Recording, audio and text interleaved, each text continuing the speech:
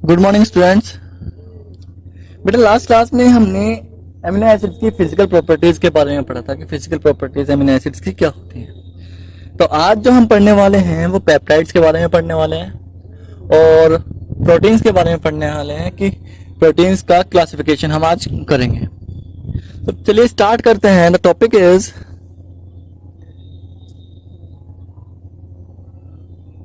Peptides. What are peptides? Peptides के बारे में पहले आपको बता दूं, पेप्टाइड्स जो होते हैं chemically these are amides. Chemically peptides जो होते हैं एमाइड्स होते हैं, जो जब जिनका फॉर्मेशन तब होता है जब दो एमिनो एसिड्स आपस में केमिकली इंटरेक्ट करते हैं। जब दो एमिनो एसिड्स केमिकली इंटरेक्ट करेंगे तो एक वाटर मॉलिक्यूल के लॉस के साथ एमाइड का फॉर्मेशन होगा, या आप कह लीजिए पेप्टाइड का फॉर्मेशन होगा। तो पेप्टाइड्स क्या है? These are amides which are formed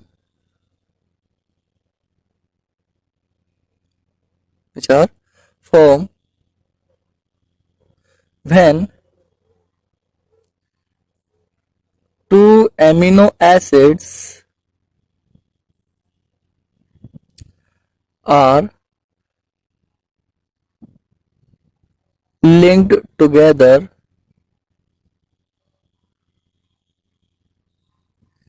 with the loss of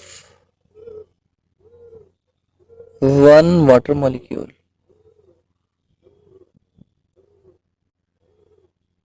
okay, तो उसे हम पेप्टाइड बोलते हैं। यानी जब दो एमिनो एसिड्स आपस में केमिकल इंटरेक्ट करेंगे, फॉर एग्जांपल अगर मैं बात करता हूं, मान लो NH2 CrH C double bond O OH की इंटरेक्शन जब मैं करा रहा हूं, NH H CrH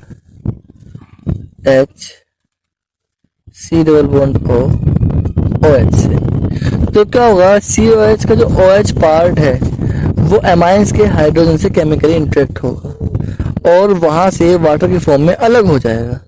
और तो अब जो बचेगा उसे हम बोलते हैं पेप्टाइड। क्या बोलते हैं बेटा? पेप्टाइड।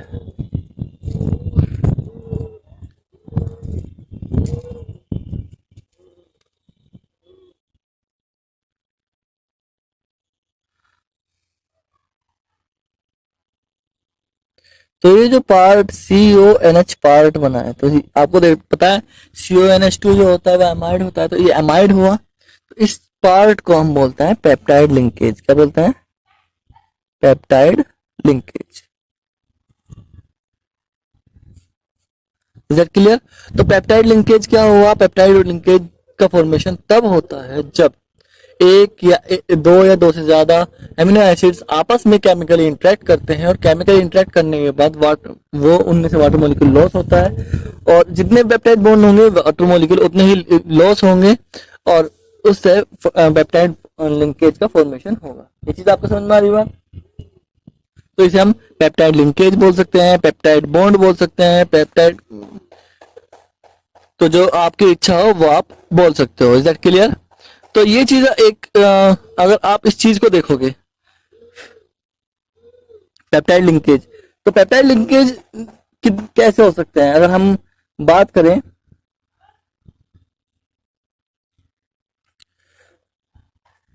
पेप्टाइड लिंकेज के बारे में बात कर रहे हैं, तो peptide linkage are classified into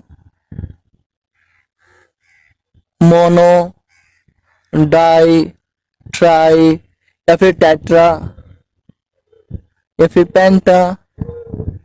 अगर हम पेंटा पेप्टाइड के लिए, ये किस बेस पे क्लासिफाइड हो रहे हैं? On the basis of number of peptide bond in A molecule. एक मॉलिक्यूल में जितने पेप्टाइड बॉन्ड होंगे उसके बेस पर वो क्लासिफाइड हो रहे हैं। बेटा ये चीज आपको समझ में आ रही है? ठीक है ना?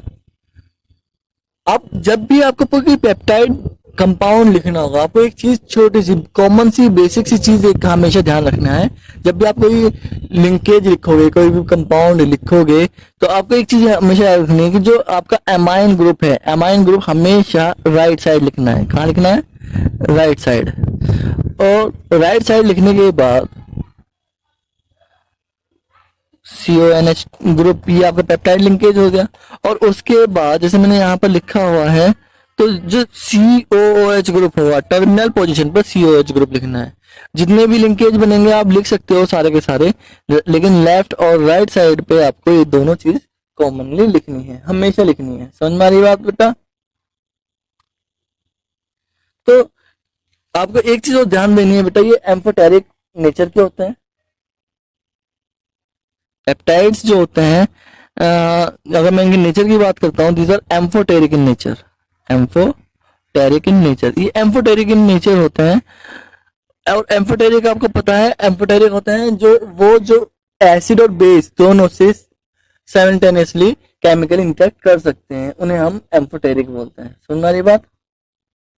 चलिए अब बात करते हैं हम नेक्स्ट टॉपिक की। तो नेक्स्ट टॉपिक हमारा क्या है बेटा? नेक्स्ट टॉपिक है हमारा क्लासिफिकेशन ऑफ प्रोटीन्स। क्या टॉपिक है हमारा?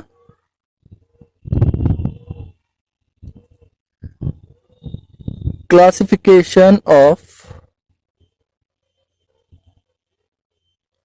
प्रोटीन्स। क्लासिफिकेशन ऑफ प्रोटीन्स के बारे में बात करते हैं। प्रोटीन को हम कैसे क्लासिफाइड कर सकते हैं? तो बेटा प्रोटीन को हम डिफरेंट तरीके से क्लासिफाइड कर सकते हैं। तो सबसे पहले हम बात करेंगे classification on the basis of molecular structure.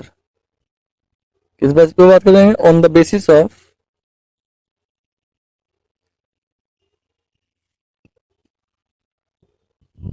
Molecular structure. Protein को हम क्लासिफाइड कर रहे हैं on the basis of molecular structure. Molecular structure के बेस पर proteins are two types. On the basis of this type proteins are two types. The first one is fibrous proteins. Fibrous proteins. बेटा fibrous proteins के बारे में बात करते हैं। These are thread like structure. इनकी जो स्ट्रक्चर होती है, थ्रेड लाइक मॉलिक्यूल्स होते हैं।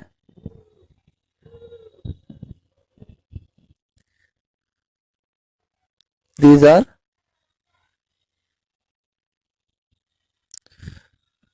thread like molecules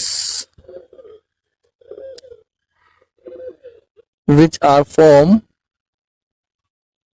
by side by side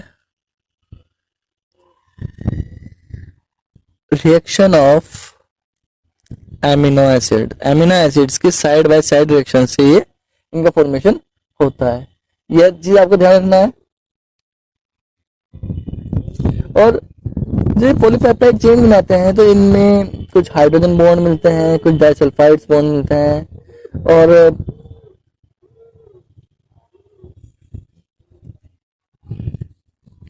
ठीक है,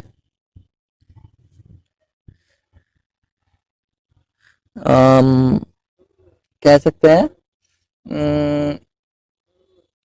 इन पॉलीपेप्टाइड्स, अगर हम इसी में थोड़ा डिटेल में जाएं, तो इन पॉलीपेप्टाइड्स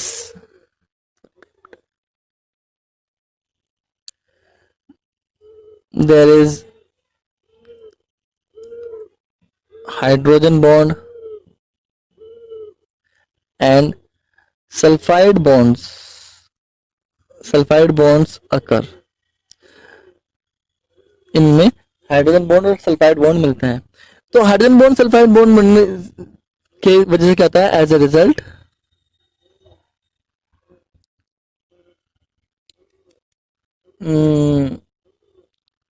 जो इंटरमोलिकुलर फोर्स होता है, कह लीजिए इंटरमोलिकुलर फोर्स,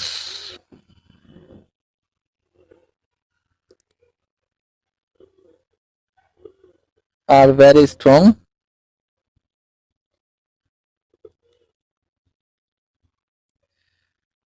एक प्रॉपर्टी के बारे में बात करते हैं, these are insoluble in water, these are insoluble in water, ये वाटर इनसॉल्युबल होते हैं और स्टेबल होते हैं, या लिख लीजिए ये स्टेबल होते हैं on temperature, stable on change in temperature. ये चेंज भी आपका स्मॉल चेंज होना चाहिए बेटा, यानी stable on small change in temperature. Temperature में अगर छोटा मोटा चेंज करने लगे तो ये क्या होता है, ये स्टेबल होता है। तो फाइब्रस प्रोटीन आपको समझ में आ रहा है। तो फाइब्रस प्रोटीन एक्चुअल में ये थ्रेड लाइक मॉलिक्यूलर स्ट्रक्चर होते हैं जो एक दूसरे साइड बाय साइड जुड़े होते हैं, साइड बाय साइड, यानी ये मॉलिक्यूल हो गया, ये दूसरा मॉलिक्यूल हो गया, तीसरा मॉलिक्यूल, ये तीसरा चौथा मॉलिक्यूल, चौथा पांचवा मॉलिक्यूल। जब ये आपस में दूसरे मॉलिक्यूल से बात करेंगे तो इनमें हाइड्रोजन बॉन्ड होंगे और डाइसल्फाइड्स बॉन्ड होंगे, यानी केवल अट्रैक्शन फोर्स वाले बॉन्ड होंगे, जिसकी वजह से इंटरमॉलिक्यूलर जो बॉन्डिंग होगी वो स्ट्रांग हो जाएगी और ये स्ट्रांग हो जाएंगे। समझ में आ रही बात बेटा? तो साइड बाय साइड, यानी यहां से एक मॉलिक्यूल ये हो गया, एक मॉलिक्यूल ये हो गया, इस तरीके से जुड़ता है। दूसरा जो है टाइप की बात करते हैं तो दूसरा टाइप होता है ग्लोबुलर प्रोटीन्स, ग्लोबुलर प्रोटीन्स। बेटा ग्लोबुलर प्रोटीन्स के बारे में आप बात करोगे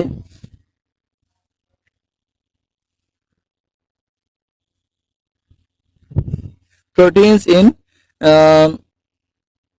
ये स्फेरोइडल शेप के होते हैं।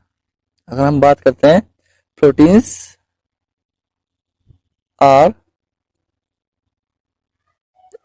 स्फेरोइडल शेप, ये स्फेरोइडल शेप के होते हैं बेटा। पहली चीज आपको ये चीज समझ में आनी है। और इनमें जो फोल्डिंग होती है, जो कह लीजिए जो ग्लोबुलर है तो इसका मतलब इस तरीके से होंगे, समझ में आई बात? तो ये जो फोल्डिंग, इनमें जो ये फोल्डिंग होगी, इस तरह की जो फोल्डिंग होगी, ये जो फोल्डिंग होगी बेटा इस तरह की होगी, जो नॉन पोलर पार्ट होगा इनसाइड की होगा और पोलर पार्ट जो होगा वो आउटसाइड की तरफ होगा।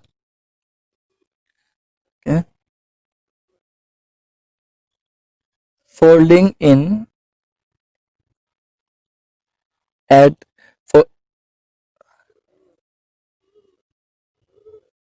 folding take place करना, folding take place in that manner,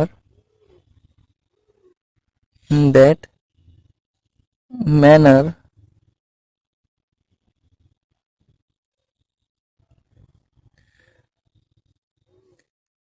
कि non polar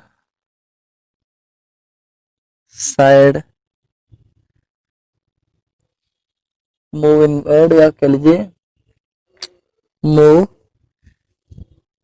inward while polar sides are move outwards. Yes, तो इनवर्ड्स एंड आउटवर्ड्स, तो नॉन पोलर इनवर्ड अंदर की तरफ होंगे और पोलर जो होंगे बाहर की तरफ होंगे, जिसकी वजह से क्या होगा, ये वाटर सोल्यूबल हो जाते हैं।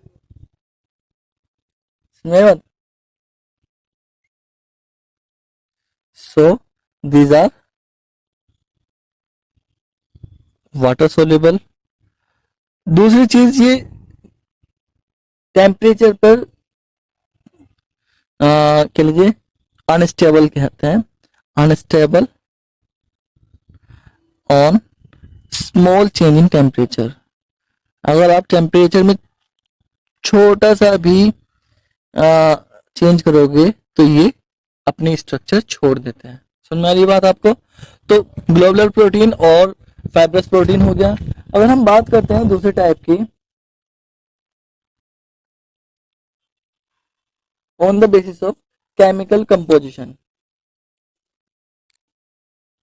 सेकंड बात टाइप की बात करते हैं, किस बात की बात करते हैं बेटा? ऑन द बेसिस ऑफ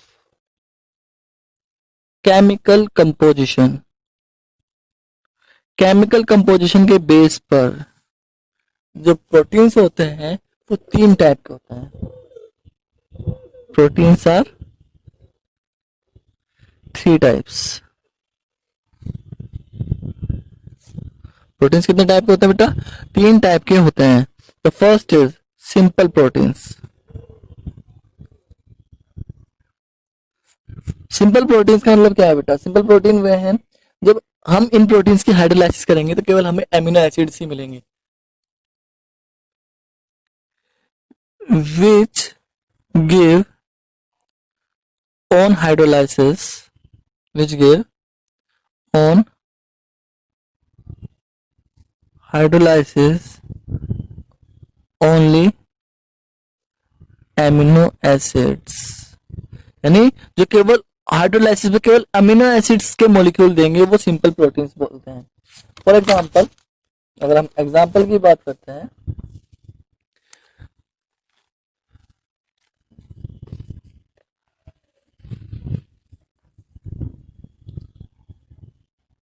जो आपके एल्बुमिन होता है,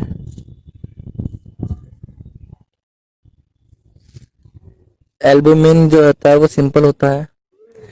कैरेटिन जो होता है वो सिंपल होता है। और आपका ऑक्सीजेनिन होता है। ऑक्सीजेनिन जो होता है बेटा राइस में मिलता है, ऑक्सीजेनिन जो होता है, और ग्लूटेनिन होता है। तो ये सब जो है आपके सिंपल एमिनो एसिड्स हैं, सिंपल प्रोटीन्स के लीजिए। सेकंड की बात करते हैं, अगर हम सिंपल के बाद अगर हम सेकंड की बात करते हैं तो कॉन्जुगेट प्रोटीन्स होता है।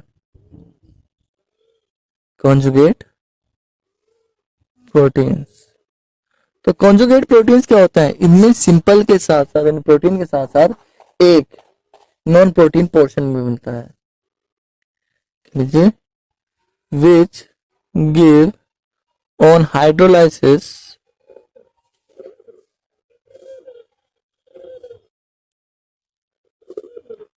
amino acids as well as conjugate non कह लीजिए conjugate non protein portion। Okay, for example जो आपके न्यूक्लियर प्रोटीन्स होते हैं, जो आपके न्यूक्लियर प्रोटीन्स होंगे उनमें न्यूक्लिक एसिड जो होता है, इस तरह नॉन न्यूक्लिक एसिड जो होगा वो इस तरह का कॉन्जुगेट नॉन प्रोटीन पोर्शन होता है। इस कॉन्जुगेट नॉन प्रोटीन पोर्शन को हम प्रोस्थेटिक ग्रुप बोलते हैं। क्या बोलते हैं बेटा? Prosthetic group. नॉन कॉन्जुगेट जो यानी के लिए कॉन्जुगेट प्रोटीन्स में जो मिलने वाला कॉन्जुगेट नॉन प्रोटीन पोर्शन होता है उसे हम प्रोस्थेटिक ग्रुप बोलते हैं। जैसे कि आप बात करो इन लिपोप्रोटीन्स, कौन से में? लिपोप्रोटीन्स। लिपोप्रोटीन्स में जो कॉन्जुगेट पार्ट होता है वो लिपिड्स का होता है। किसका होता है? लिपिड्स का। समझ में आ रही बात आपको? क्रोमोप्रोटीन्स में जो कलर पार्ट होता है, इसमें क्रोमो प्रोटीन्स की बात कर रहे हैं, इसमें जो कलर पार्ट होता है वो नॉन प्रोटीन पार्ट होता है। ओके, तो दीज क्या है? ये कॉन्जुगेट प्रोटीन्स हैं। अगर हम सेकंड यानी लास्ट थर्ड वन यानी लास्ट की बात करते हैं तो लास्ट होता है आपका ड्राइव्ड प्रोटीन्स। ड्राइव्ड प्रोटीन्स, तो ड्राइव्ड प्रोटीन्स क्या है बेटा? ये आपके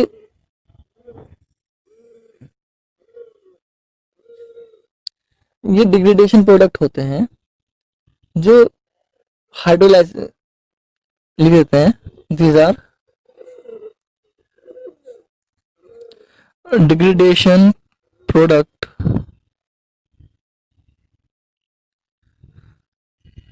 which are obtained by partial hydrolysis